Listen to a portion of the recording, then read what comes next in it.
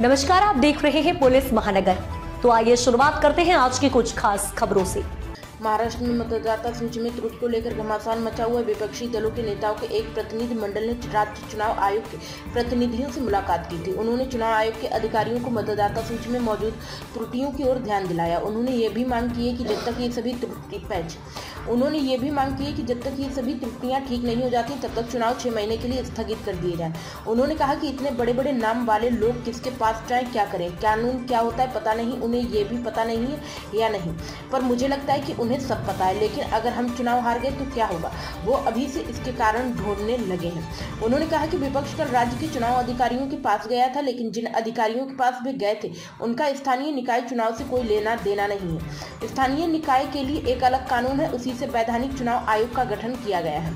उस चुनाव आयोग के प्रमुख दिनेश वाघमारे, इस चुनाव आयोग से संबंधित सभी अधिकार कानून उनके पास है, राज्य सरकार के पास भी नहीं।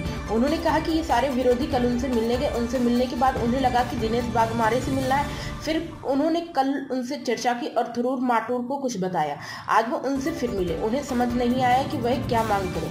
मूल रूप से हमें एक बात याद रखनी चाहिए कि राज्य चुनाव आयोग जो भी है, राज्य चुनाव आयोग पूरे चुनाव का संचालन करता है। उन्होंने कहा कि उनके पास सारे अधिकार है। मतदाता सूची को लेकर वो पहले विधानसभा लोकसभा की मतदाता सूची जारी करते, फिर उस पर आपत्ति करने का सबको मौका दिया जाता है। इस मौके के दौरान अगर उनके पास कोई सबूत है तो वे सबूत दें, लेकिन ऐसा कुछ किए बिना, कानून को समझे बिना या एक नैरेटिव सेट करने में जुटे हुए हैं।